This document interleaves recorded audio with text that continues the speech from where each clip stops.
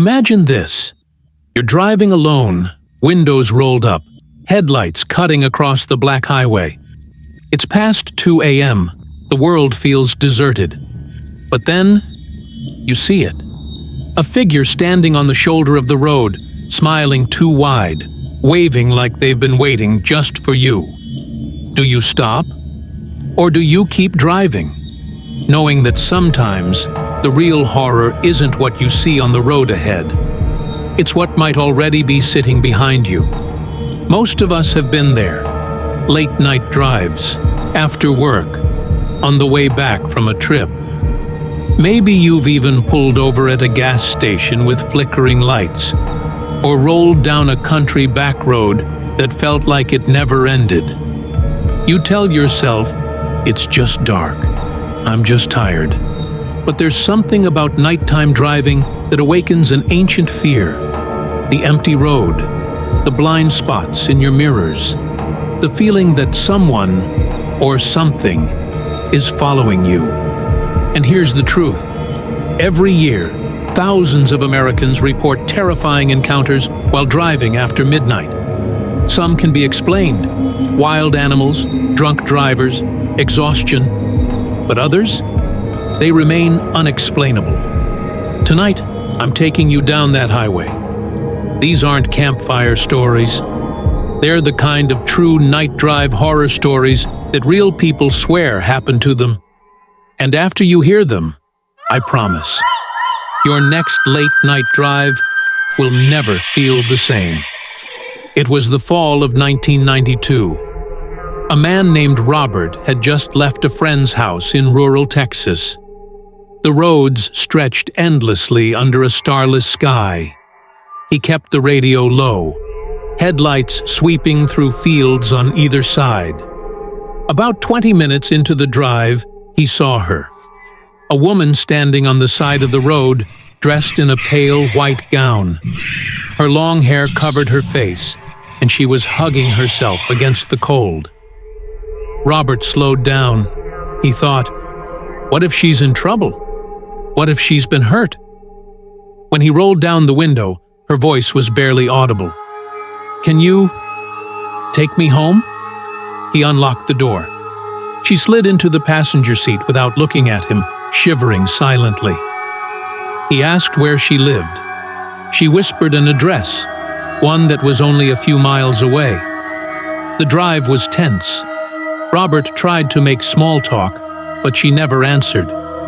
Her hands were ice cold, resting tightly on her lap. Finally, he pulled up to the address. It was a small farmhouse at the end of a dirt road. He turned to tell her they'd arrived, but the seat was empty. The door was still locked. His chest tightened. He stepped out of the car, heart hammering, and walked up to the farmhouse. A tired-looking woman opened the door. "Excuse me," Robert stammered. "There was a girl in my car. She said this was her home." The woman's face went pale. "You saw her too," she whispered. Robert explained everything. The woman then led him to a mantel inside the house. There was a framed photograph. The same girl, same white dress, same dark hair. "She was my daughter," the woman said. "She died 10 years ago. Hit by a truck on that road Robert left in silence. When he got back to his car, his stomach turned to ice. On the passenger seat was a scarf. A scarf that hadn't been there before. And when he touched it, it was still warm. In 2004, a college student named Emily was driving home from a late shift at work in Pennsylvania. The road was empty except for one vehicle behind her, a rusty old pickup truck with its high beams glaring into her mirror. She switched lanes. The truck followed. She sped up. The truck sped up. Her hands tightened on the steering wheel. Then it started honking. Long, blaring honks that shook her chest. The lights flashed again and again, blinding her. Emily panicked. She thought, "This person's trying to run me off the road." Every turn she made, the truck stayed close behind. When When she pulled off onto a smaller road, it followed. Finally, she saw the glowing sign of a police station. She pulled in fast, tires squealing. The truck screeched behind her, but as soon as the cops stepped outside, it peeled away into the night. Emily was shaking, barely able to breathe. She explained what happened. A police officer looked into her car and froze. "Ma'am, do you know there's someone in your back seat?" Emily's blood turned cold. She turned slowly, and there, crouched low behind her seat, was a man. Dirty, unshaven, clutching a knife. The truck driver hadn't been hunting her. He'd been trying to save her. It was 3:12 a.m. when a woman named Sarah pulled into a lonely Nevada gas station. The desert stretched endlessly in all directions. The neon sign buzzed overhead, casting an unnatural glow. As she got out to pump gas, she noticed something. A little girl standing barefoot near the pumps. She couldn't have been older than 9. Long, dark hair. Pale skin. Sarah's heart sank. "What are you doing out here, sweetie? Are you lost?" The girl didn't answer. She just tilted her head. Sarah crouched down. "Do you need help? Where are your parents?" That's when the girl looked up. Her eyes, completely black. No whites, no pupils, just endless darkness. Sarah stumbled backward, heart slamming against her ribs. She fumbled for her car door. But before she could get inside, the girl was there, standing at her window, whispering through the glass. "Take me home." Sarah floored the gas pedal. She didn't stop until the station lights vanished behind her. The next morning, when she got out of her car, she froze. On the back window, tiny handprints, smeared in something dark. And the fingerprints weren't just outside. They were inside, too. Trucker James was hauling freight through Oregon one night when his rig broke down near a stretch of dense forest. He pulled over, waiting for a tow. The night was silent, except for the ticking of his engine. Then he heard it. Crunch, crunch.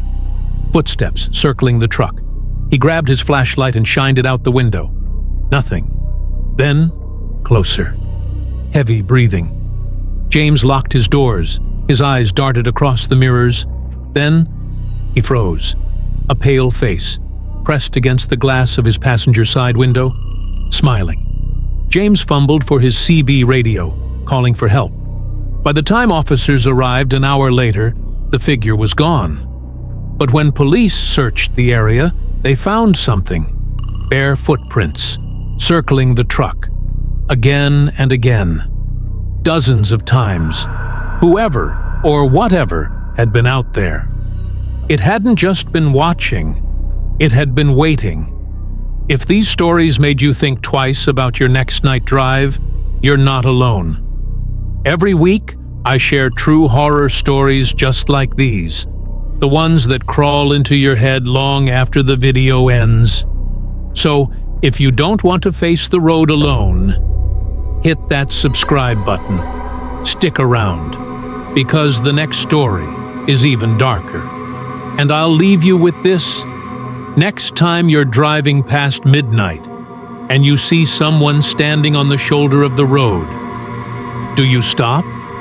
Or do you keep driving, knowing the scariest thing may not be ahead of you at all, but already sitting in the dark, in the back seat of your car? Tell me in the comments, because I need to know. I am not the only one who's thought about this.